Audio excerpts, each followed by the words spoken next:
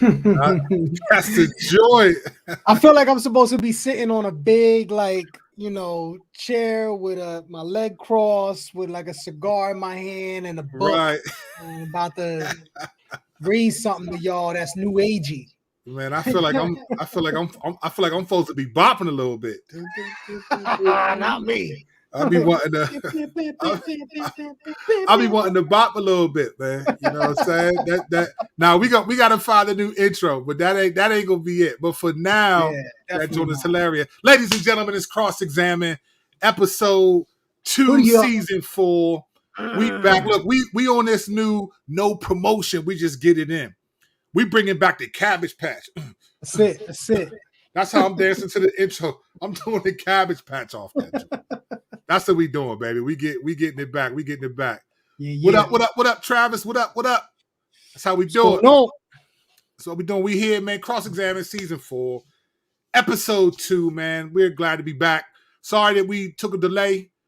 There's been a lot going on, right, since all of this stuff started. I mean, what's going on? What's going on? Oh my God, incoming knows that we soon done. So there's a lot going on. So we missed last week. I apologize for that. But I appreciate you guys asking us, like, hey, where the show at and all that. We'll get back to our regularly scheduled broadcast. Next week, we'll be posting next Thursday night. And if you're listening in the audio world, then you will see the podcast on Friday in your podcast, wherever you listen to your podcast. Hopefully, my sound is better. I got this mic. If you're watching on YouTube or Facebook, you can see this Epcot, the black Epcot Center head. This is how the Lord's gonna come over Disney like this. Epcot Center. That's how the Lord is going to descend on Disney like that, bro. So I got the black Epcot Center right here. That's what's up. You know what I'm saying? Yeah, I'm getting it. They saying the sound is much better. Shouts to CHA's Radio. So actually, the first time I used the mic from the camera, the one I'm looking at right now, the camera, yo. And then I decided I'm gonna plug in the old mic and see what happens. So hopefully there's no tap delay on the audio, because you know how that could be its own monster. Right. When you had this. However, but we here, man. We glad to be back and all of that good stuff, man. Yes. So the Lord is descending. So we back to the grill again. So Shaq, what's up, man? How's your week been, bro? How's it been the last couple weeks? I know you're still in school. All of that, man. What we doing? I feel like I'm getting an echo over there. You getting an echo? Yeah, I feel like I'm getting an echo over there. You know what? It's probably gonna be an echo because I got my mic in, and I ain't want to wear headphones. I got you. So we're just gonna deal with the echo. That's cool. Not a problem. If you're listening on the audio, we apologize. This is only our second episode, season 2. But we're gonna fix it. We're gonna get it right. So we're gonna get it right. Just stay with us. You know how it is. It's a new world. A whole new world. We on that right now. Put your lighters up. Put your cell phones up. We on that whole new world. Do I got a lighter? I ain't got no lighter in here. So almost took that joint. That's the old Strizzy. I was looking. All right, look. So my week, man. I think I should start with like Monday and work back.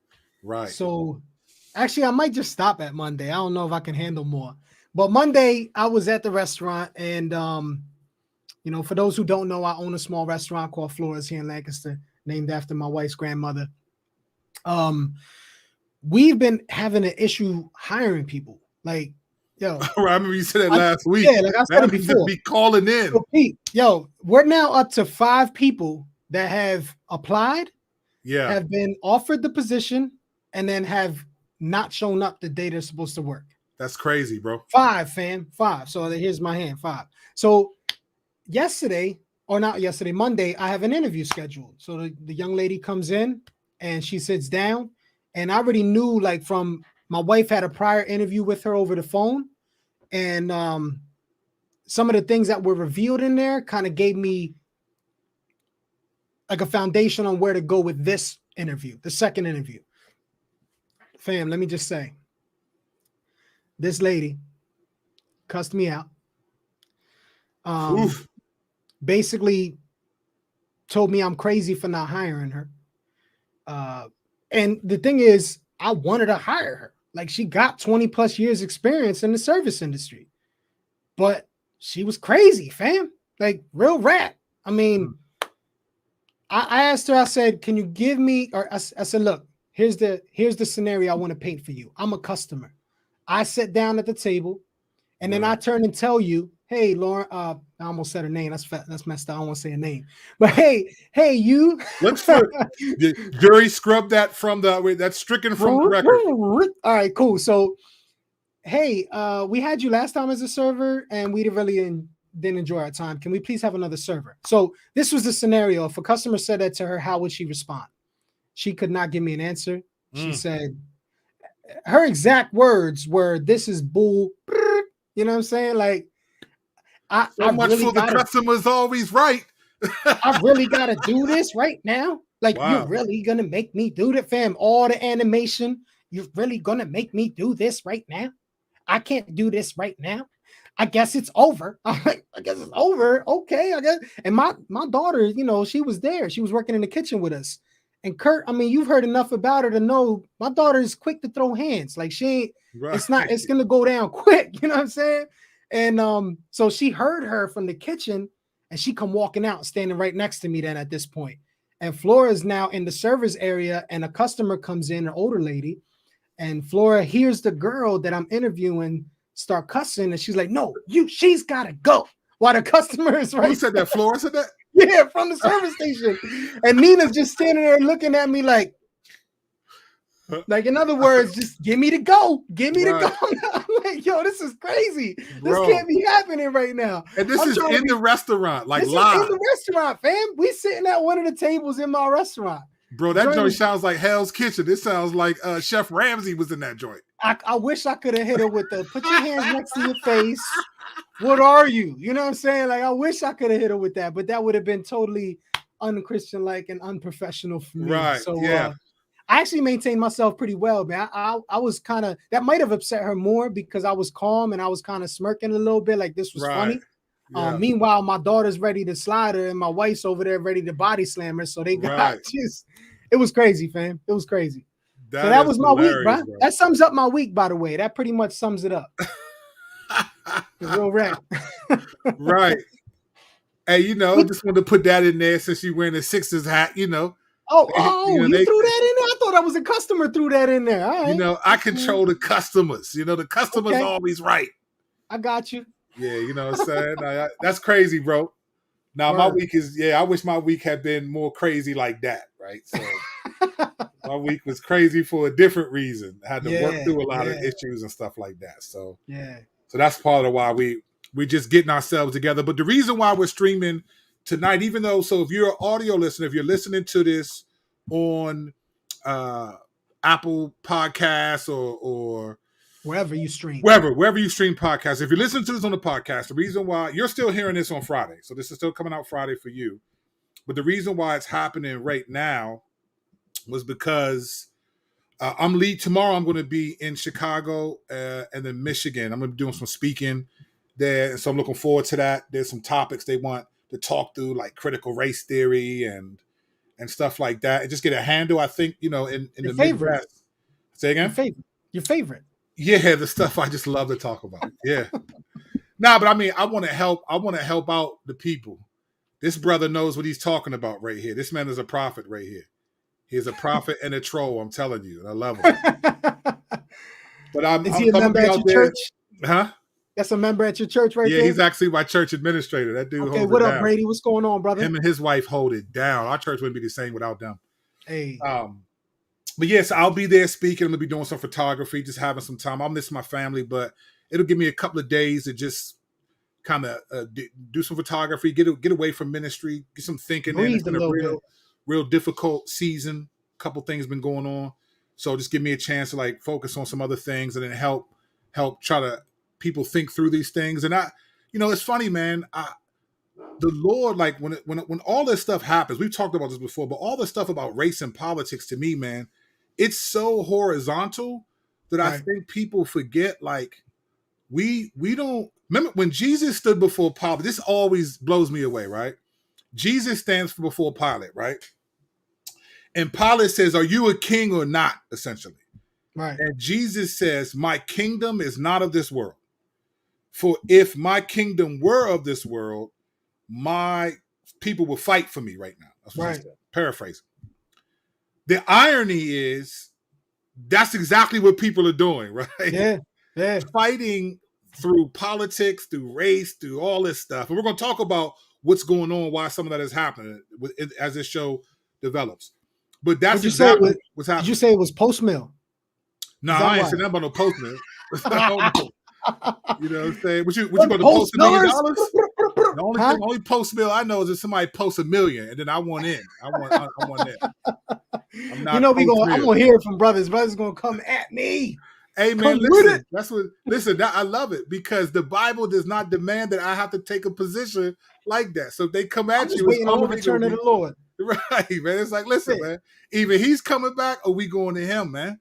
And this is going. Let me tell you what the theme of season 4 is. I don't think people we didn't say this last week. The theme of season 4 is going to be Ephesians 5:11, unveiling the ways, and Second Corinthians 11, right?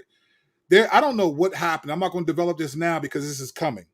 I don't know what happened, but somewhere in post-Enlightenment theology, the idea of Satan kind of disappeared. Yeah. And it became superstitious in the Pentecostal era in the churches. And then the Reformed churches, he kind of became non-existent.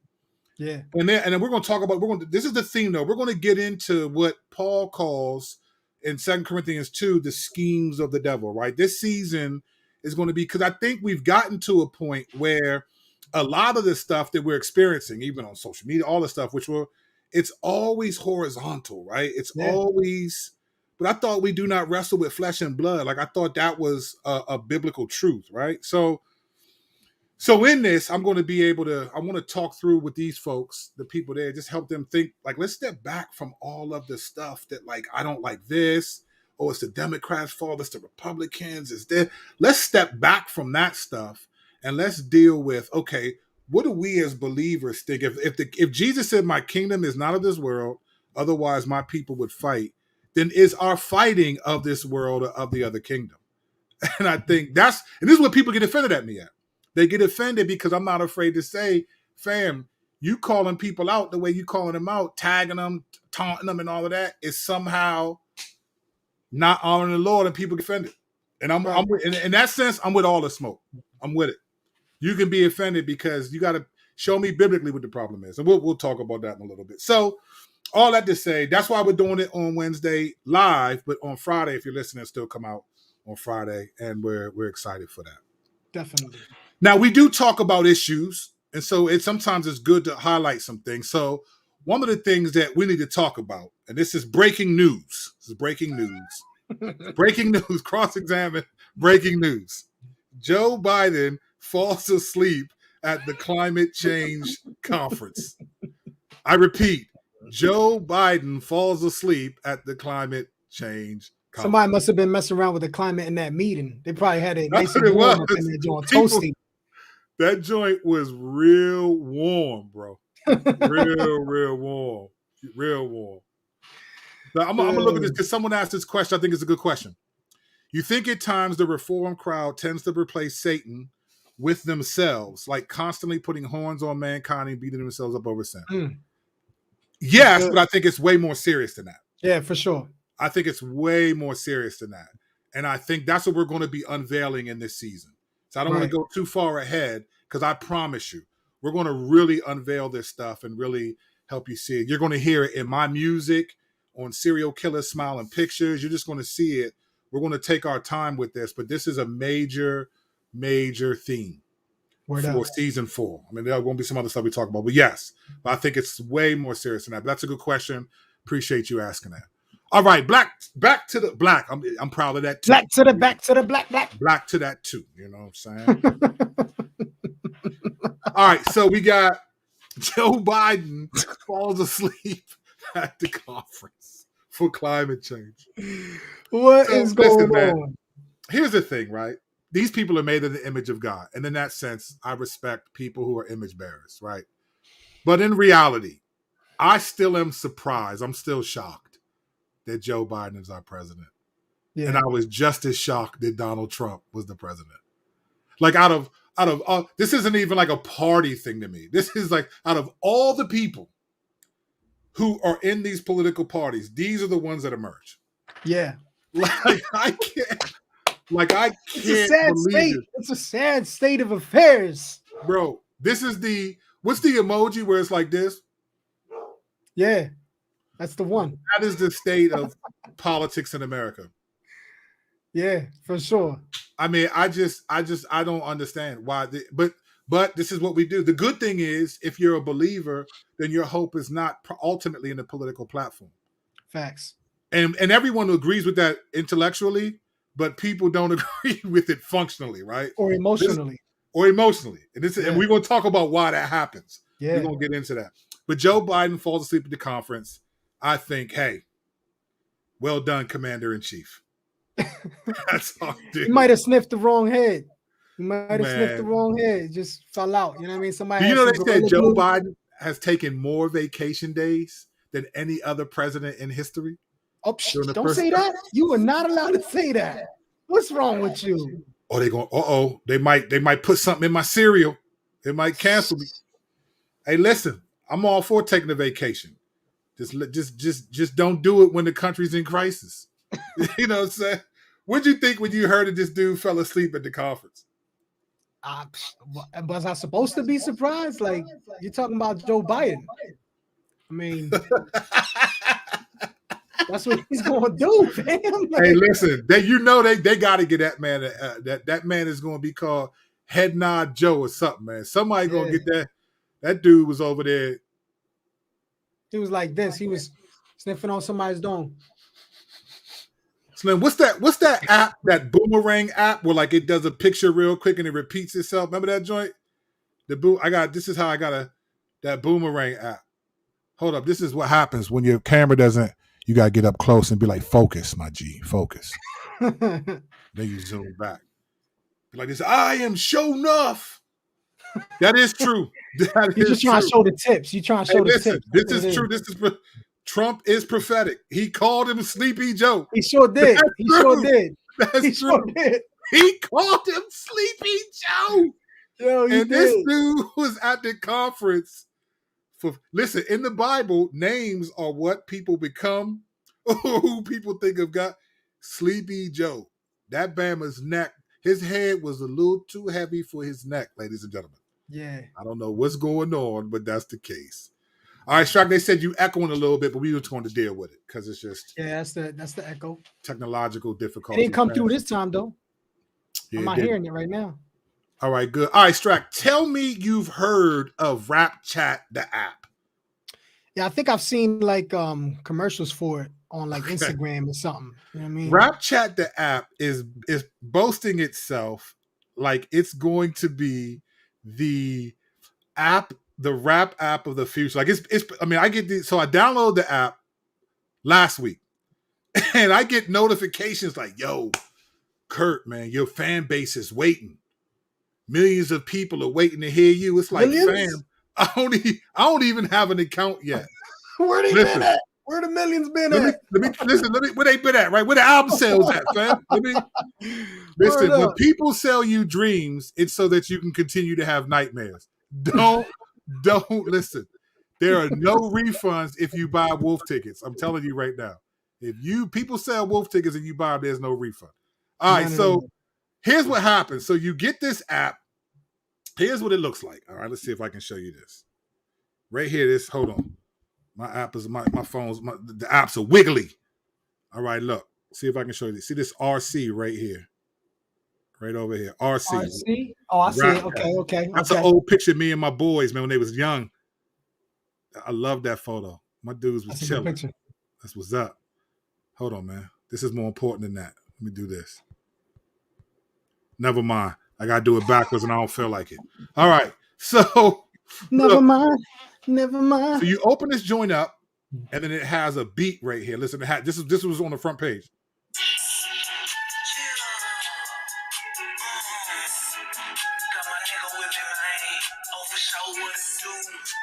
So here's what that is. It's a beat that Snapchat, Rap Chat has provided, and the dude rapped over, recorded it, and put it out. So, bro, people are trying to get known. Like, this is another medium. So if you are a rapper and you don't have a lot of sales, get a Rap Chat account, rap over one of their beats, kill it, and maybe you'll sell 3 to 5 albums. And stream a lot. Maybe you stream a lot. So this is what I'm going to do right now, ladies and gentlemen. I am going to pick a beat, and we're going to see what Rap Chat has to offer. So okay, arcade them beats. Here we go. This is the beat. We're doing this live. It says record, so let me record. Here we go. Rap Chat would like to access the microphone. I gave him. All right, I gave him. Here we go. It's recording right now. Ladies and gentlemen, Kirk Kennedy, Rap Chat freestyle. I've never heard this beat before. We're going to see what happens. Here we go. It's a trap beat. I get it. Yo. I was challenge in the trap. And the way you do it, and the people throw you back. I didn't want it to. You got to imagine there's more auto tune right now. And this is the way you do it. I was in from the trap. Case of the ball. This one the ball. I got the drugs. I'm gonna sniff. This one to do. That's how you rip. All it says next. So Yo. I invite a friend to collab. I'm getting ready. Come get ready. Send you this one.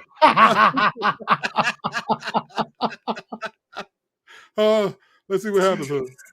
Ew. Hey, bro, I gotta hear this joint. Hold on, man. Hold on. Oh no! It's recording over what I just did. No, don't do that, man. All right, man. I got to play with this joint to figure it out. But that's Rap Chat. I think it's a great idea. I just think it's another hustle, especially in the Christian rap world, man. People don't misunderstand like Christian rap. They misunderstand how you make money and all of that. You know what I'm saying? I love it, bro. Listen to this. Look at that. This is an album going straight multi-wood. Who's the multi-woodnum? Ironically, that's how NBA YoungBoy and Young Playboy Cardi, a lot of them dudes rap. And they got big fan bases. Yeah. Oh man, believe me, I promise you, Serial Killer Smiling Pictures does not sound like that. Nah. That was just me freestyling, checking that out. But Rap Chat is that. All right, but on the real rap and some real news is actually better. This I'm encouraged about, man, because we're obviously cross-examined. I got to zoom in to make sure that, that it tightens up. The camera be fake, and I guess I'm doing too much, you know what I'm saying, moving around for this joint. Well, you be tapping the table, too. It be shaking the joint. Oh, that's what, you know what? That's right. Thanks for telling me that, bro. Let me stop tapping the table. I feel like what was that house party? Remember that? When Martin Lawrence was a DJ, he was like, man, stop bumping the table. Yeah, he was ready to fight, dude. The one dude kept doing it on purpose. Let me stop bumping the table. That's the problem. Thank you for saying that. All right, so Jay-Z and LL Cool J were inducted into the Hall of Fame this week. And for people like us, yeah, absolutely.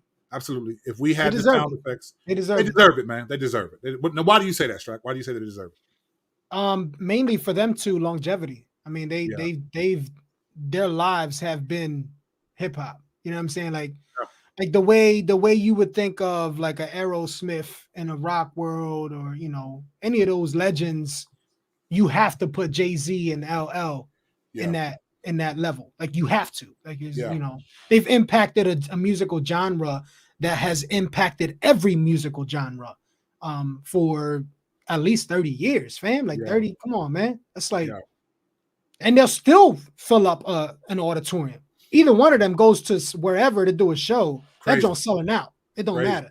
You know what's interesting, man? So I'm gonna pause on them for a second and just talk about what you just said about selling out a show. One of the things I find interesting is that these versus battles, they're really showing the reality and the strength of hip hop. Like sure. I remember. I don't know if you remember this, but you probably do. Remember back when Jay-Z was doing the Black Album. Mm-hmm. And remember, it was a big deal that he sold out Madison Square Garden. Remember that? Yeah. Like Jay-Z, a rapper, sold out Madison Square Garden in like 3 hours or something like that. It was a crazy joint. And I remember him being that proud of it. Like that was an accomplishment for a rapper to sell out Madison Square Garden. Right. Now, bro, I just heard recently Meek Mill sold out Madison Square Garden. in like a day. Like, and then these versus battles, Locks versus Dipset, Big Daddy Kane versus KRS One was doing in the same thing. They're basically packing in like hip hop has been such a medium and such a draw for the culture. I almost feel like there was a point where it still is, I think, the highest selling music in the world, but there was a point where like 87% of the consumers of hip hop were white people. They were buying it. I remember that. And I think that was for a long time. Honestly, Yeah. and I think they might still be there. I think we've had this conversation. Well, they definitely are the streamers. You know, black people don't stream. We don't hardly stream. We just like, man, put it on the mixtape. Let me get it. White people be streaming like crazy out this joint, man. But I tell you what, man, I've seen this grow and change and develop, and hip hop become such a viable reality for music. So when I watched the speeches, I was more drawn to Jay-Z's speech because he kind of told a story in his speech about just hip hop. But I was impressed with. I actually thought Jay-Z would do something different. I thought he would be a little bit more arrogant, but he gave homage. He gave homage to Dame Dash, people that he's like beefing with. I mean, they got lawsuits popping off right now. Oh, yeah, they do. I mean, he's going to court Monday. I think he said it as a joke. I mean, I don't think he was joking, but he mentioned he was going to court Monday. But I thought it was cool to see Jay-Z accept the award and really not just act like, of course I deserve this, right? That wasn't his position.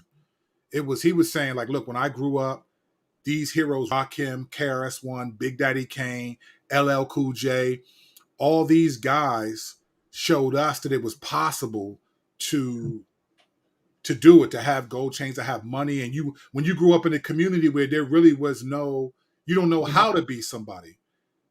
Jay-Z was like, these guys showed us how to do that. He gave us confidence that we can be somebody and do it. And I wanted to be like them. And he told a story of when one time LL Cool J like complimented him on his music. And he was like, yo, man, LL Cool J just said I'm dope. You know, I thought that was cool, being that him and LL Cool J and Jay-Z don't really like each other, or LL doesn't really bang with Jay-Z too much.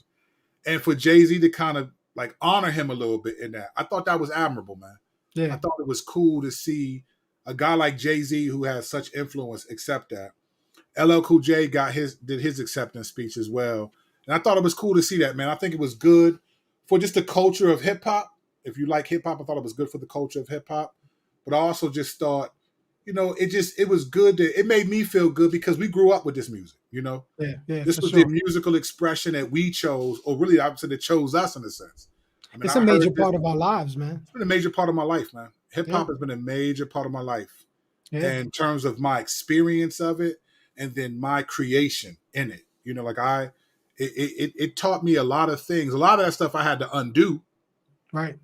But there was a lot of things that hip hop taught that I was grateful for. So I'm glad to see that happen. Ultimately in eternity, it's not like, oh, man, but in this life to see that happen, I thought that was cool, man.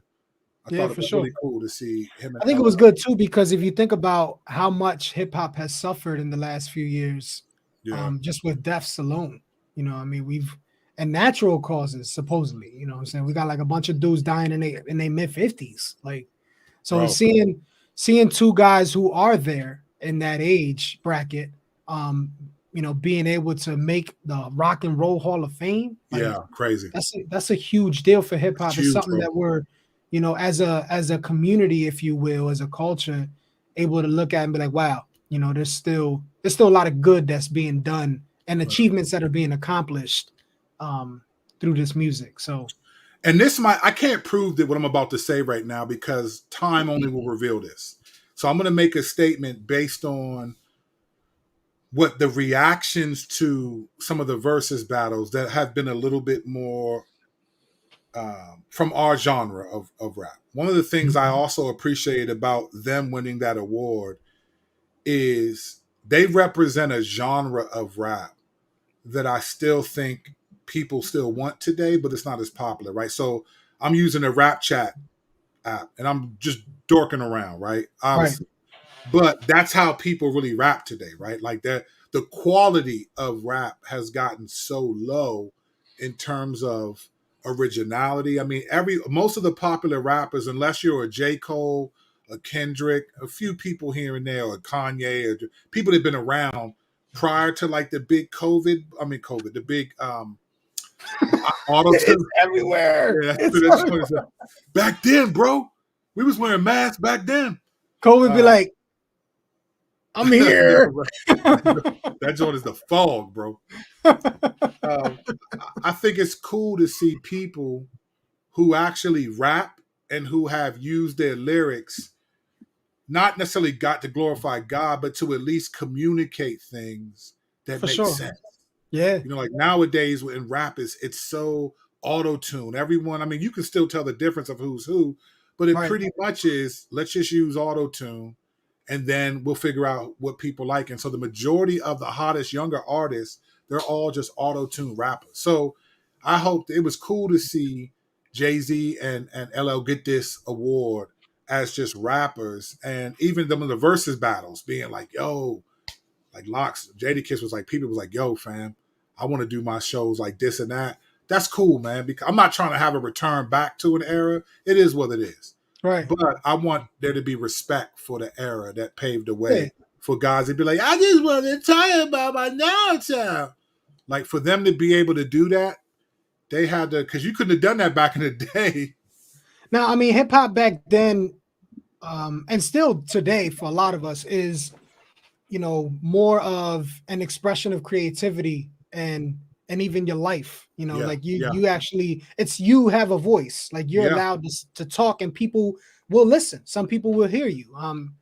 But I think what hip hop has become is like just a crowd of pragmatists. You know what I'm saying? Like pragmatism is kind of taken over where this works, this sells, let's do it. You know what I'm saying? 100%. No matter what. And that's not what hip hop was. You know, it's not. Remember back in the day when Chill Rob G and Snap both had a version of I Got the Power? Yes. Remember that? That was like 1990, right? And that was a big deal. It was like they were trying to figure out who's the originator of this song. I like Snap's version, but you know, that was right. Snap was the I heard Snap's version first. It was better too to me. I thought so. The rap was whack, but it fit that don't say this, don't say that, change the lyrics. Well, I will attack, and you don't want that. Yeah, right. Yeah, that joint was tough though. I ain't gonna front. That joint was tough. They played it at like the dunk contest in the background. D Brown versus Sean Kemp. Hey, remember that joint? Remember that? Oh, that's crazy. Remember that when he was doing the Reebok pump joints, man? If you know about that, man. Y'all don't know about that, man. Yes. Y'all don't know about that. You young bulls don't know about that. D Brown. You know what's funny is D Brown came out around the same time as Doodoo Brown.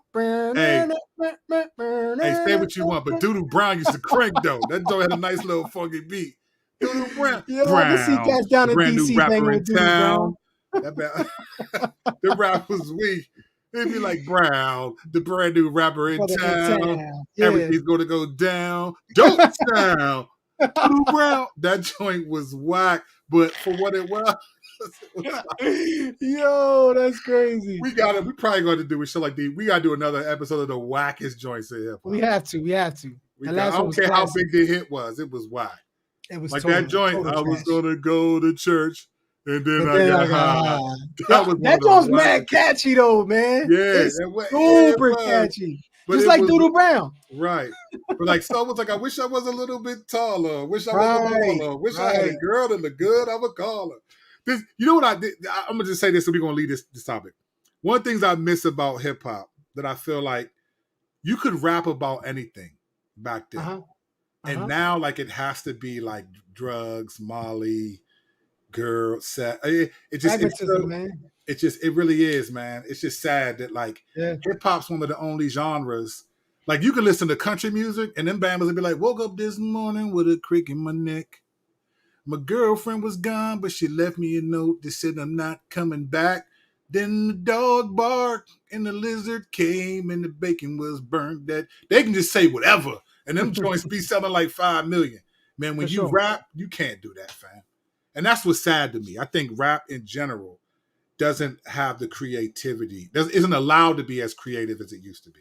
You know what's funny? Christian and non-Christian rap. I'm talking about CHH is the same, man. You got to be in this small lane of stuff, and it just gets played out. The funny thing is, I don't know if you noticed, but we kind of just proved that there's nothing new under the sun. Because 100%. When you think about songs like Doodle Brown or Because I Got, like the content in those songs is so stupid. It's just as bad as somebody, just doing like sound like Juvenile and them cats. You know what I mean? Like that stuff sounds like trap today with auto tune. It sounds just as dumb. Like it's just different. It's a different vibe. But shouts to Jay-Z and LL Cool J, and shouts to all the people that represent hip hop that love it because they love it and use it to honor the Lord in whatever capacity you're able to. All right, so I don't know if you noticed, many of our followers probably don't know who Alpo Martinez is, but this is staying sort of in the lane of kind of hip hop culture.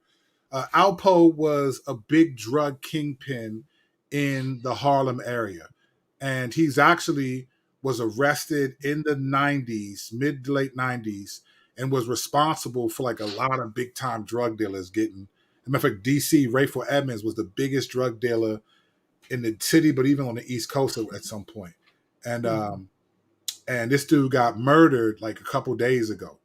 And a lot of people are saying it's because he was snitching on people and all this type of stuff. And so there's been a lot of word out about like Tekashi 6ix9ine, like, brother, because you out there like, basically off the woo, like you better protect your neck because But I just thought, it reminded me of this dude, man, that I used to know. His name was Manny. He was like a real big time gangster in the hood. And he did 5 years for some crime and he got out. And I don't think Manny was out but a couple months. And my man KP was driving and Big Dave was in the front passenger seat. Manny was in the back. Some dudes pulled up right beside their car. They were leaving this club right near Southeast, which is kind of the most dangerous part of DC. They were leaving this club. And they just, my man KP said he just saw him pull the Mac out, Mac 10, blah, blah, blah, blah, and just killed Manny in the back. And a lot of it, you realize, man, like a lot of that stuff, bro, like people remember, man. People remember the things that you say and do. And like, this is where fear, like, I remember Fat Joe one time said, I'd rather be feared than loved because the fear lasts longer. And it's like, you know what, bro? Actually, nah, it doesn't. Because people by nature don't like being afraid. The only time you like being afraid is when you like, okay, we're going to go to a haunted house and do this. Or let's watch a scary movie. Or let's go on this roller coaster and sit in the front seat, right? Right. Most times you don't like being afraid because it's something you can't control. You don't want to. So when you're afraid, what you do to get out of it, many people, is to be angry, right? Right. Get angry, and so that you're not afraid. You get courage by being angry. And that fear turns into hatred, and that hatred turns into murder real quick, bro. So and people don't forget what they're afraid of. Nah, Nah, they're not, man. They're not. So I think love really compels you to not do certain things. Like, man, love actually quelches anger. Fear, I think, sets the stage for it. Right. You know what I'm saying? I'm talking about fear for like being afraid. I'm not talking about reverence and respect. Of course. Like the Lord. I'm talking about being afraid, because sometimes words matter, right? Etymology. We're speaking on the horizontal tip right now. Right. Yeah. We're speaking on the horizontal. So I just, a lot of people are talking about this in the hip hop community because Alpo, they had a movie called Paid in Full, which was sort of like a cult classic. For sure. That starred Mekhi Phifer and like Cameron was in that joint, and they were Alpo and the big crime lords that were in it. And so this is kind of a big deal for the hip hop culture that a guy like him was murdered. But I just think, you know what though? I think what it represents is the justice of the Lord. Like what they say, live by the sword, die by the sword. Yeah, he killed a lot of people, bro. And so now, he's dead. And if he wasn't a believer, man, I can't imagine what the Lord may let him experience as a result of his eternal punishment.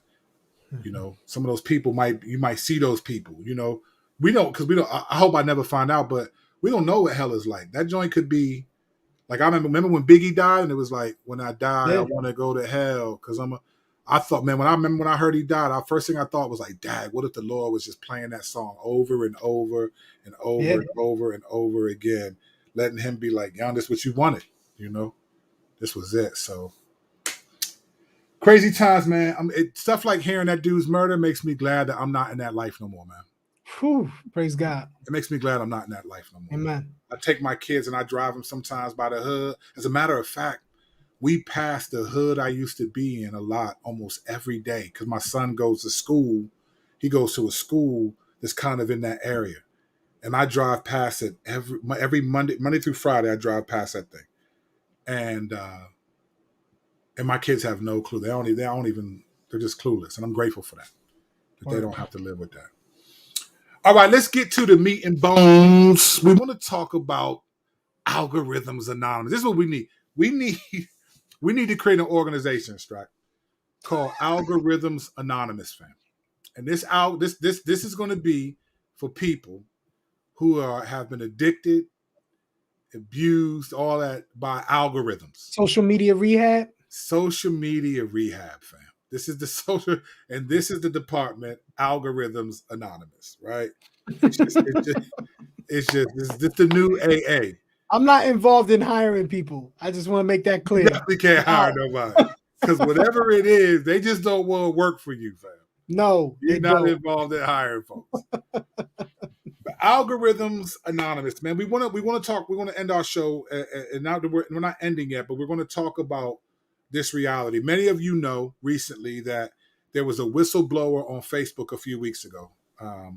She did a 60-minute interview, and explained some of the things that Facebook does and so they might actually shut down this broadcast.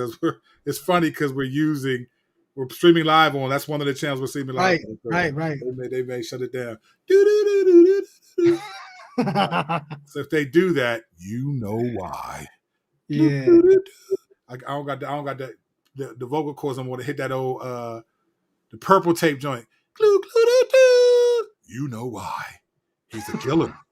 So she went on Facebook. I don't know if this is why Facebook is changing its name to Meta, but she went on and basically exposed Facebook and its use of their algorithm and how they do things.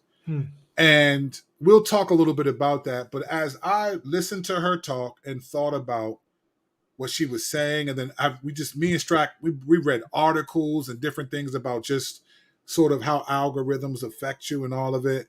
And then my own observations, I realized that I think there's something much deeper going on than just sort of an algorithm and what Facebook is doing. And we're going to talk about that as we lay this out. But first, let's just talk about what is an algorithm, right? So we're going to be really basic. We're not techies. We're not computer science dudes. Not by any means. So we're not trying to get all technical about it. But an algorithm is essentially a computer program created given information to solve problems, right? So that's in its most bare essentials form. An algorithm is basically a computer program that is created to solve problems, and they are sometimes really intelligent, sometimes only do what is the program is. Sometimes they're created so that they can monitor and grow and understand, and so they're kind of like an artificial intelligence, right? Yeah. So in this algorithm, so we hear algorithms all the time. Algorithms have been around for hundreds, thousands of years. I think this guy, Islamic dude, last name was Algorithmi. The name algorithm comes from him. He started algorithms, and then I'm not going to get into all that history because that's not really that. Who cares about that for the purposes of what we're talking about? But there is a long history of understanding how algorithms work, computers, and understanding using mathematics and trying to figure out and solve problems. The algorithm that we're going to focus on today mainly is what we call social media algorithm and how that's playing itself out. And we want to share some thoughts about that and kind of show. I know on my end, there's some concerns that I have based on what they were saying about Facebook, but also just what we see happening to believers. Now, let me say this. When I talk, I'm speaking for myself, and Strack can speak for himself. When I talk about how things affect people, I'm not thinking of the non-Christian world. Like I don't expect non-Christians to. Like, I don't see non-Christians as really disobedient Christians that need to be corrected by the church. I think that's that would be a mistake. And that's one of the things that I think many people, believers in the West, have see the world that way. I agree. So the world is either seen as like disobedient Christians that need to be constantly rebuked, or as the enemy that needs to be stopped. That's not the way the Bible describes the world, at least in terms of what we're told to do. They're a mission field. There are people that have been taken captive, and they need to believe in Jesus. So when I talk about these things, my context is solely the church. When I tweet things or post things, 1 Corinthians 5, I'm not correcting the world. I may make some statements about the spirit of the age and all those things, right? And those things will happen. But I'm not focused on the world. I'm focused on the church and how I see believers reacting. So all that you're going to hear me say when I talk about how it's impacting people, I'm primarily talking about how I see it impact believers. Now, Facebook is impacting people.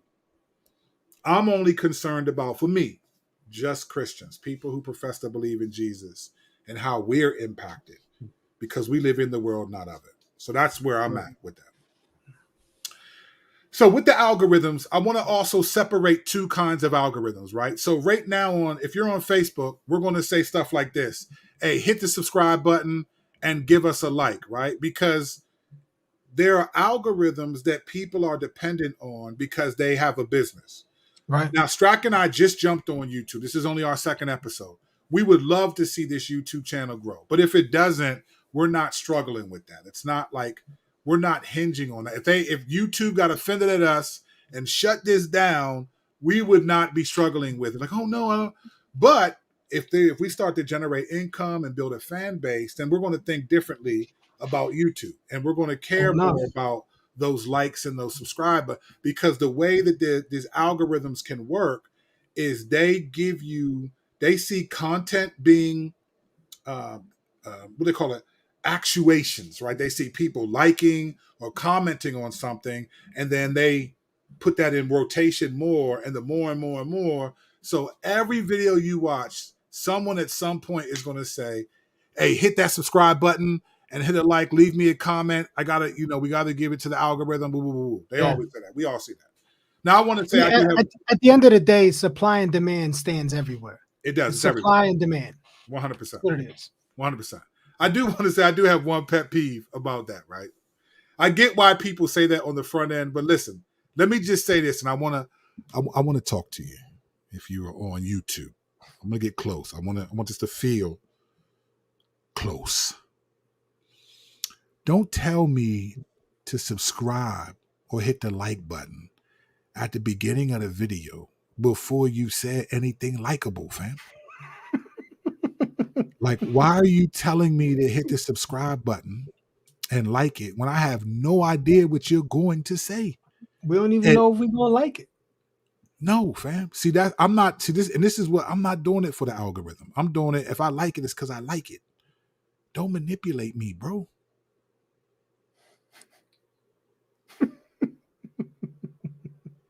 Wait 2 minutes, man. Wait 2 minutes, and then wait a couple minutes, and then be like, go halfway or something. Be like, hey, hit that subscribe button. All this is like, man, I've watched some of these videos. Like, man, I ain't hit no subscribe button. Man, I don't want to listen to you talk.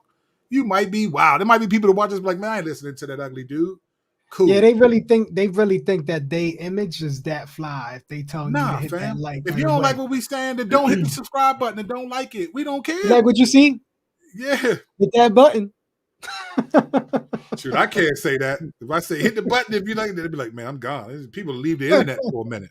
They'll be in the algorithms anonymous. You can't do it. My wife looks good though. I got game though, so I can put you ugly dudes hip.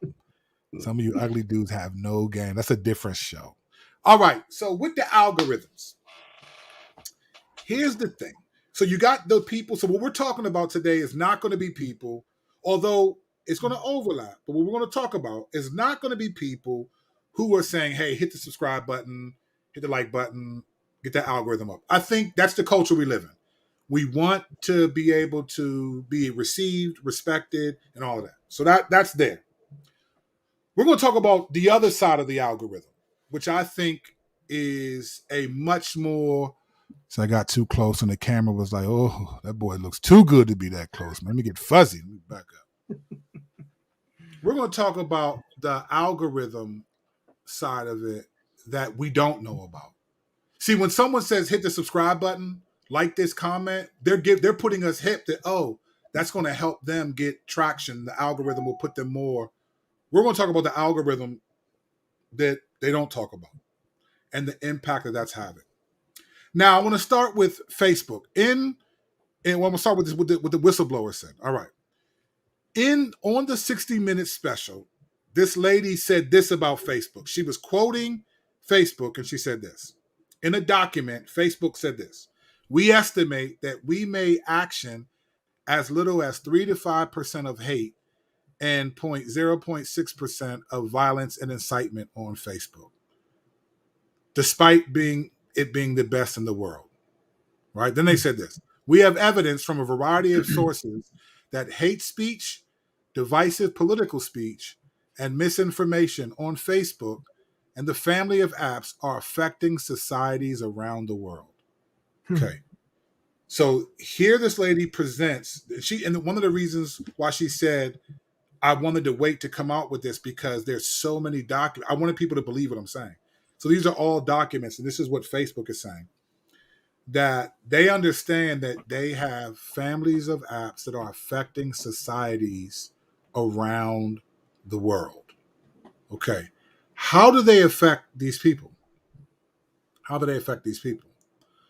Well, what the algorithm does, which many of you know, is that what algorithms do is they essentially, when you like something or you open up a link or you look at something on the algorithm, what they do is they run a computer program that says, okay, let's send them more of this because they like this. Let's send them more of this because they like that.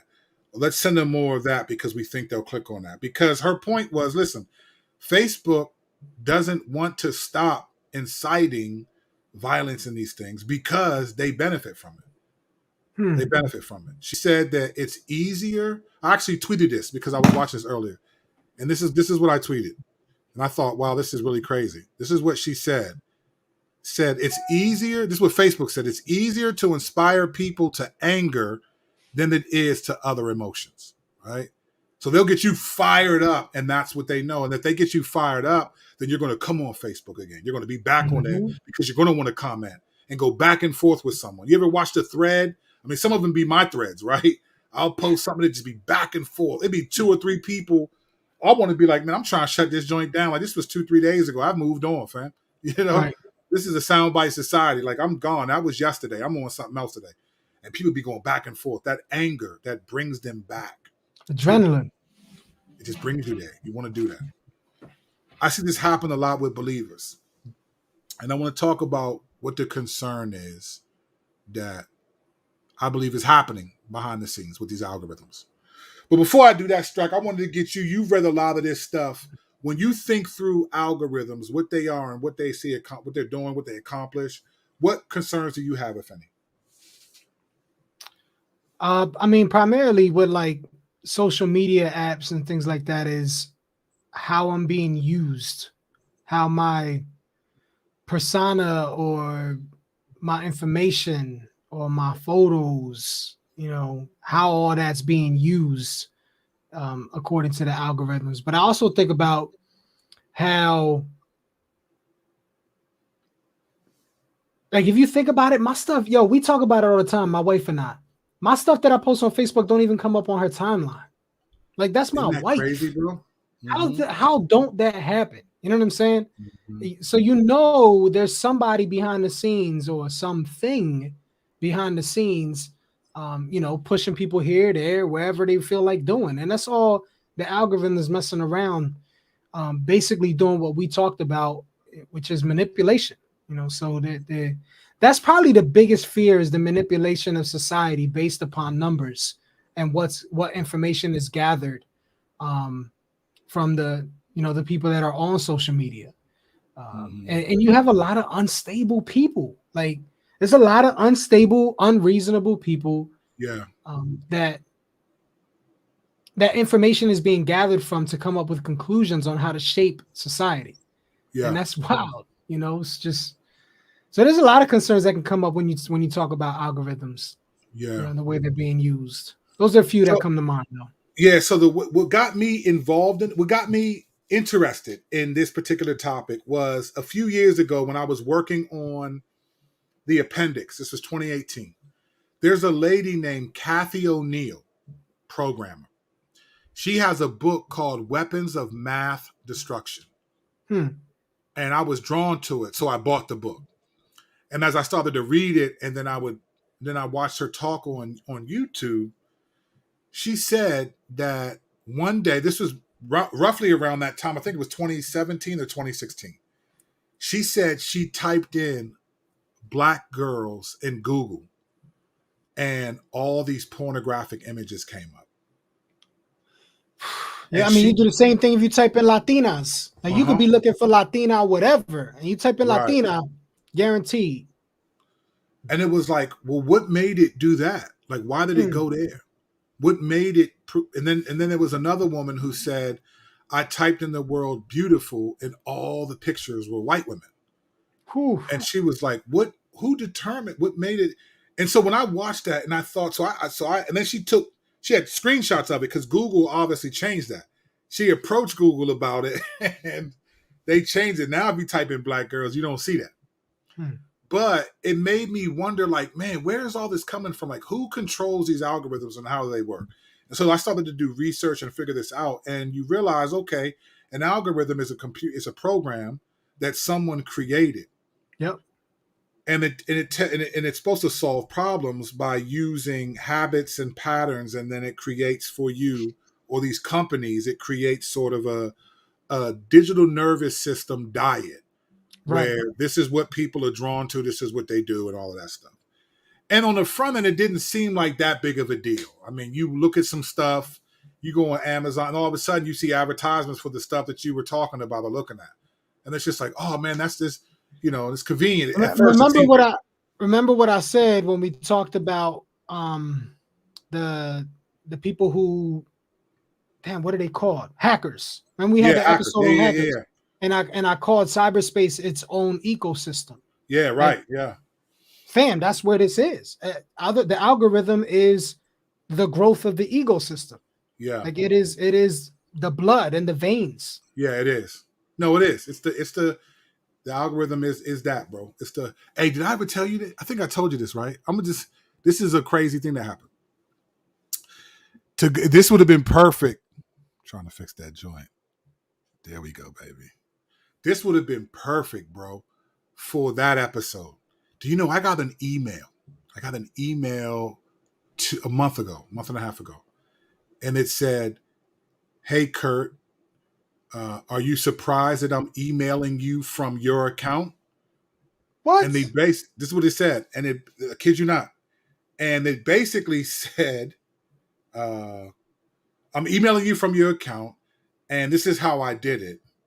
And if you don't send me $1,000, $1,050 to this Bitcoin link, I'm going to expose to all your contacts a video of you watching pornography and pleasing yourself. That's not the word that they used. He said watching pornography and masturbate. I'm going to do it. That's what I got this email. And it said you have 2 days to comply. Yeah. So when I got the email, there were two things that I thought. My first thought was, man, I'm glad I don't look at pornography, so this can't be true. So I was like, first of all, I ain't paying you nothing. So I was like, I didn't reply like, go ahead and send it. I was like, man, I was like, all right, well, let's see what you come up with, because I don't do that. So you're gonna have to. I want to see it. I want to see the video. You know yeah, I mean, in the world of deep fakes. Yeah, I was like, listen.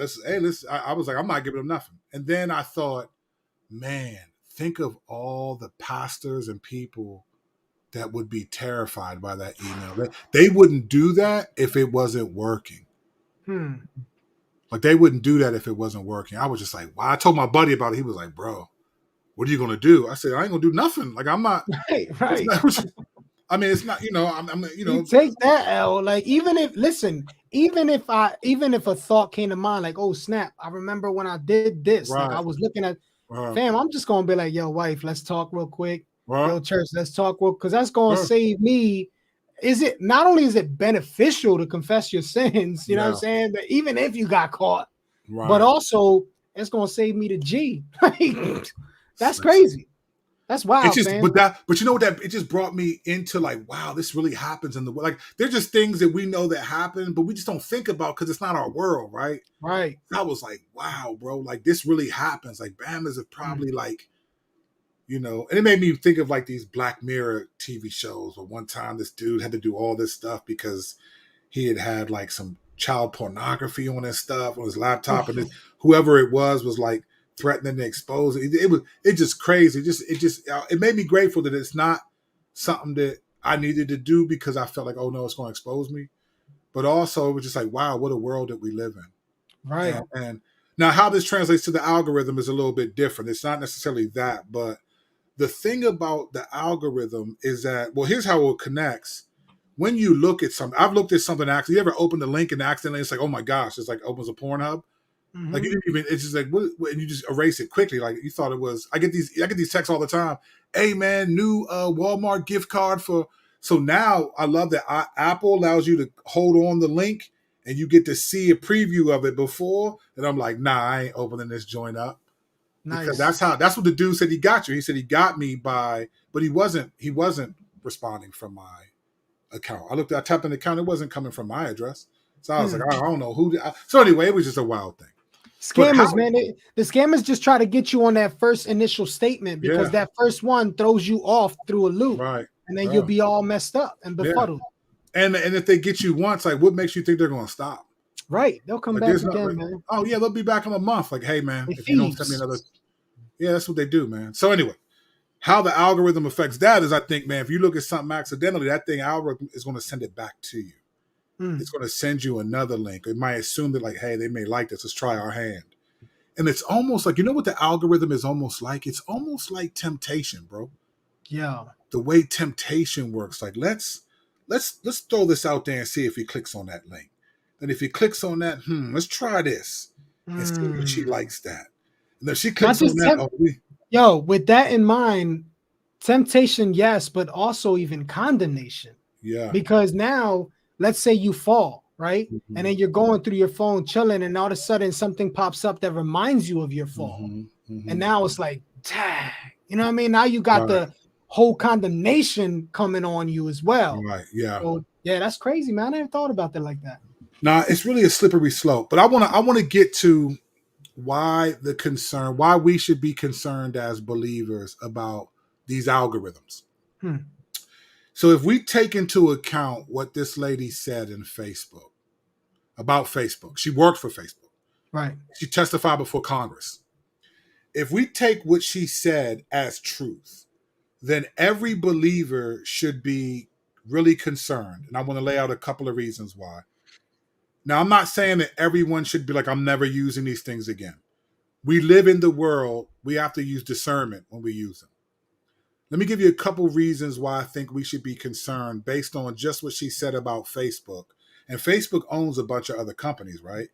So if it's true of Facebook, it's true of Instagram. It's true of WhatsApp.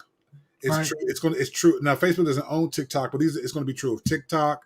It's going to be true of Twitter. All these different companies are doing a lot of the same things.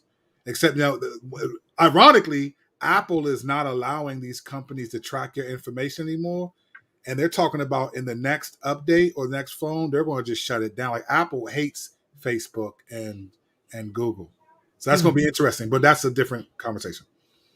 A couple reasons why I think we need to be concerned about algorithms and just sort of what's happening. And if we think about what an algorithm actually is, an algorithm is not a human being. It's interesting that they don't want you to see what their algorithm says. They don't want you to know how the algorithm works. They want you to accept what it does, but not how it works. Right. Now, I think it's telling, Strack, that you said, my wife doesn't even, you ever post something and then doesn't even show up immediately on your own feed? Yeah.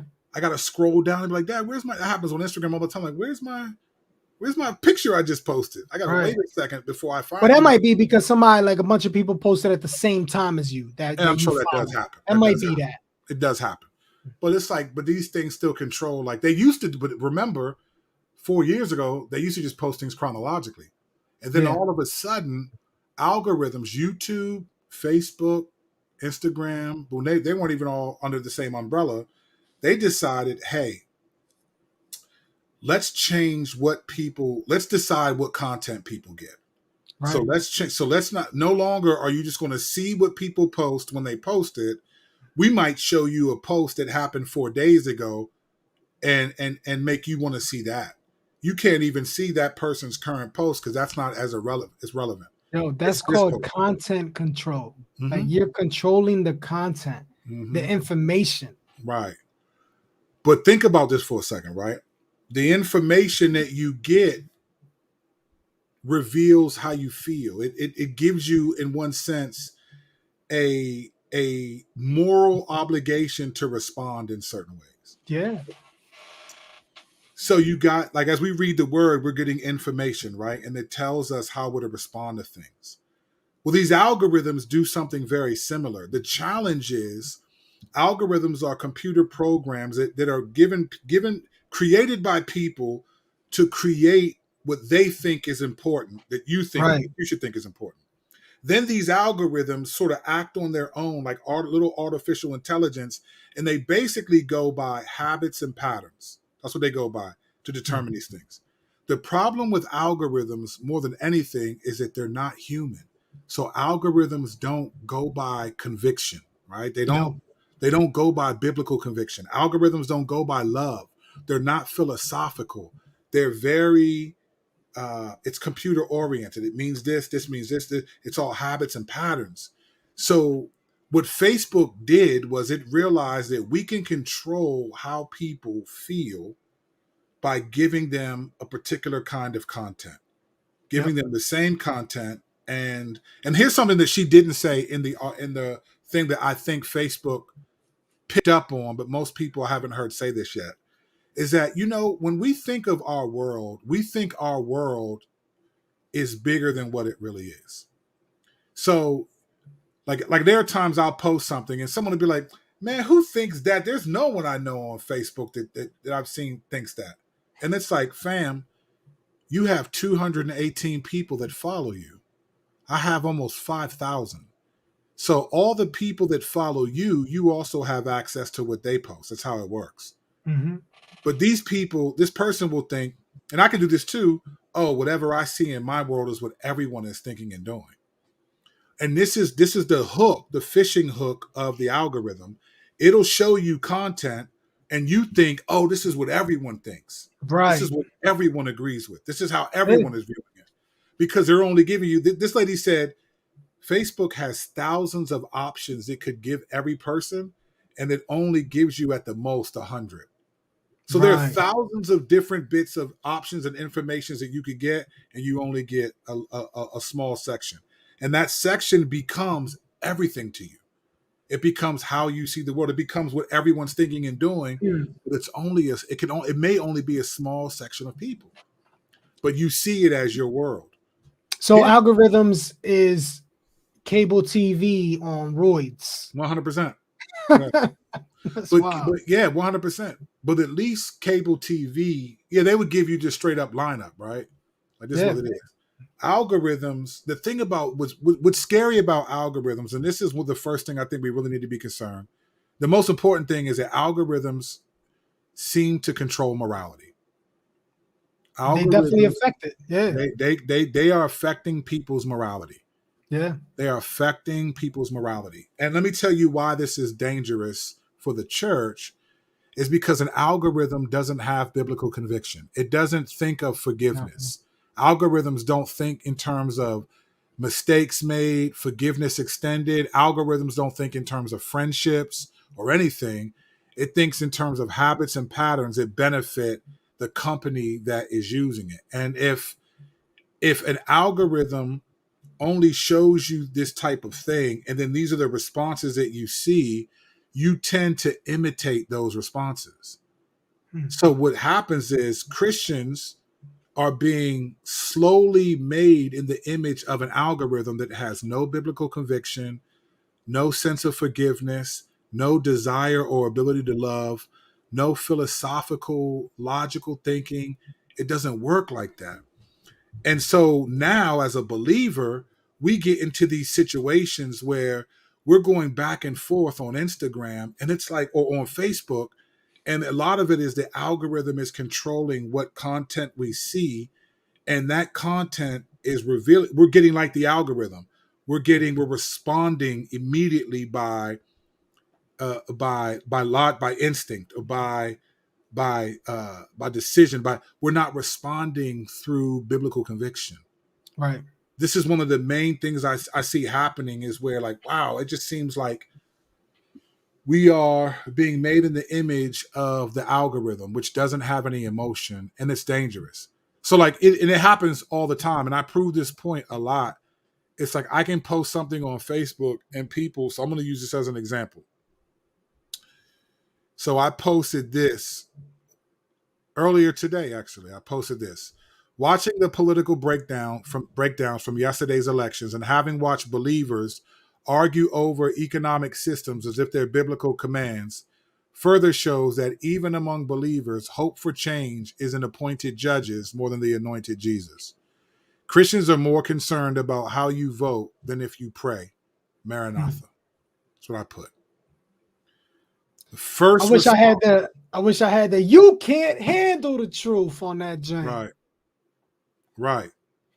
First response. Second response was both. I don't know why you try and have a hot take every time you post. Then I said, I just post how I feel, bro, and every post doesn't apply to everyone. And he said, you're a pastor, and I'd assume you would counsel people in your church to not just do or post what they feel. I was introduced to you through your debate with Vody and appreciated your thoughtful questions. So I responded and said, fam, what sin am I committing? Saying what I feel is human and allowable unless it's sinful. Point out my sin, fam. Just because you may not like the post doesn't mean I was wrong to post it. Right. These interactions happen with me often. And the thing that we forget is, how is it that that post is the problem and not what's coming out of your heart? Like these types of posts, even if do you know how many posts I see every day that I think, man, that's just wild. Yeah. From believers, though. I see a lot of posts from believers. I'm like, man, that's just crazy to me. But I'm not like, oh, let me go on here and say, why you always trying to, like, nah, fam, like this bothered you. And the question we have to ask is, well, why am I bothered by this? Why am I offended? Why am I? And it's because, like, okay, whatever this, you could have easily saw this and kept it moving. But I think what happens is our digital nervous systems are shaped by these algorithms, and we're contentious because we're just seeing stuff because the algorithm is trying to get you to respond to things that you won't like so you can stay engaged. Remember, it's easier to convince people to be angrier than any other emotion. This is what Facebook said. This is what their studies have shown.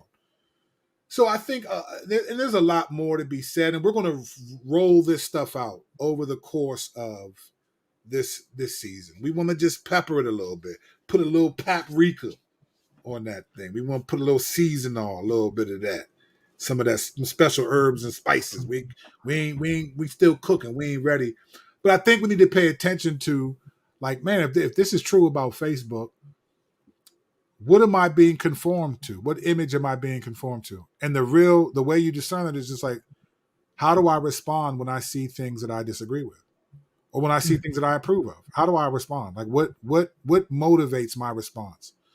Or why are you so offended when someone posts something that you don't agree with?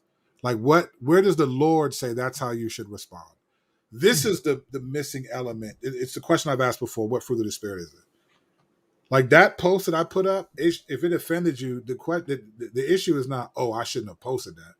Like, oh, that's somehow non-pastoral. That's an observation that I've seen a lot and many people have made. There is an idolatry of the political system in our country that, I mean, that's what Christian nationalism comes out of that, right? Right. Mhm. We've seen this already. So how is it all of a sudden not a pastoral thing? There's something deeper going on here. Yeah. There's a You deeper know, issue happening. what comes to mind as I think of the algorithm, it's almost man's way of being omnipresent and Yeah. omniscient, you know, Mhm. and omnipotent. I mean, Yeah. it's man's way of displaying attributes Mhm. that only belong to the Lord. Mhm. Yeah. Because we know that man is always attempting to reach God without God. Yeah. Always trying to, the Tower All of day. Babel. I Yeah. mean, that's just how it is. And we know that control is something that man has always craved: power, Yeah. money, power, 100. respect.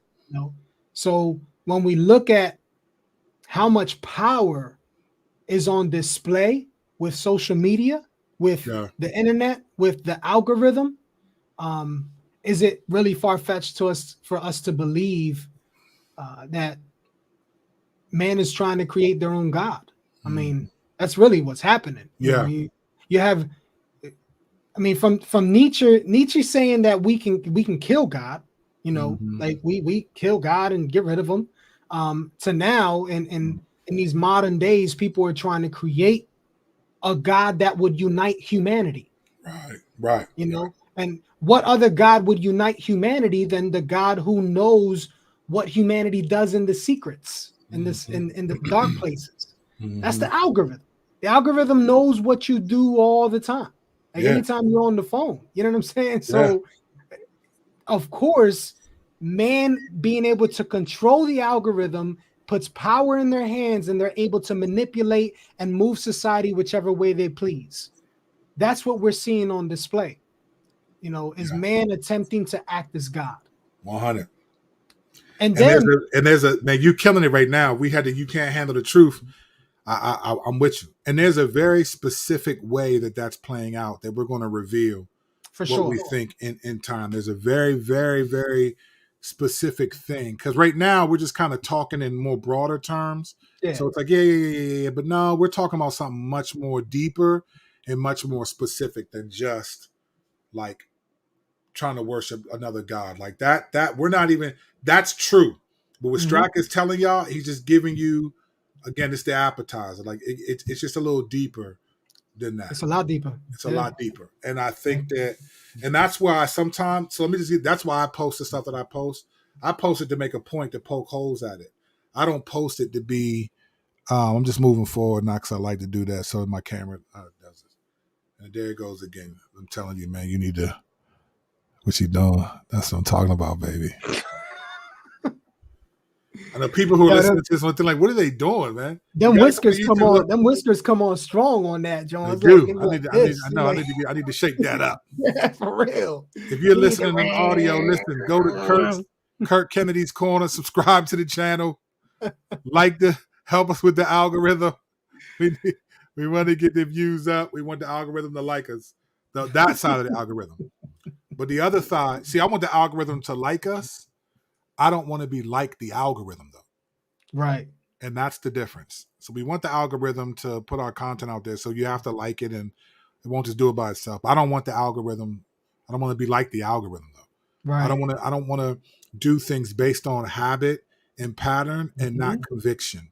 Right. And not these things. And that's what happens with these. This is why we're being conformed to the image of an algorithm where what we do is based on we just respond habitually, just irritated. Oh man, I'm just tired of this stuff.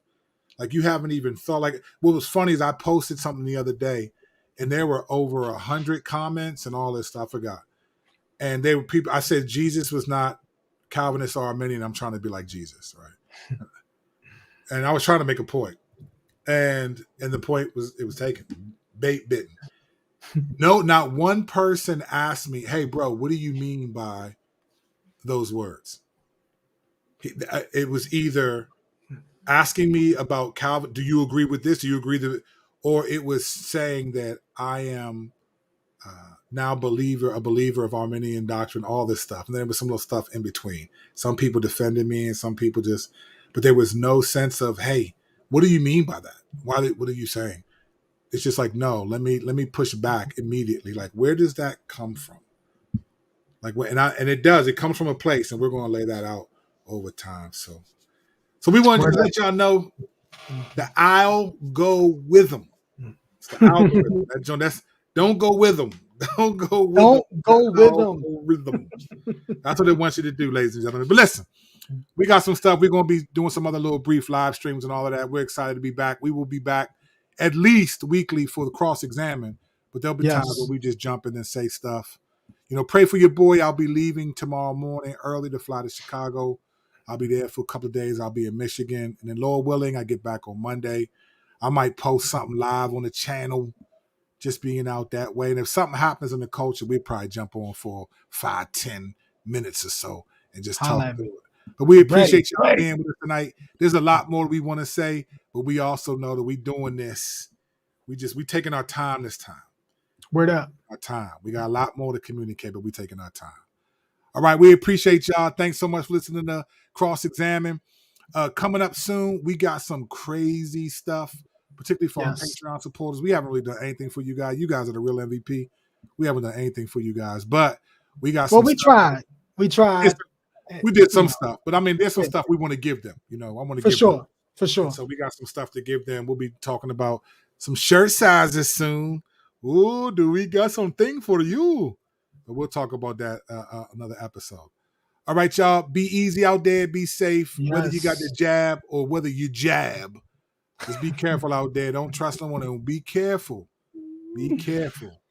Don't be made in the image of the algorithm and respond to things that you disagree with by pattern and respond with conviction, biblical conviction.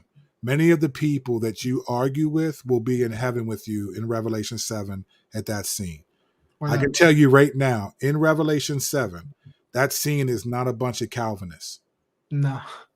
that scene is not a bunch of Arminians.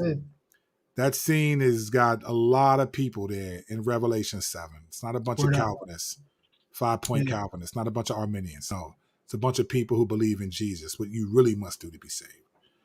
So with that in mind, pray for your brothers, man. Pray for those who are in the faith, especially. You know what I'm saying? Like, because you know that we won't fall to the algorithm. Yeah, you know what I'm saying?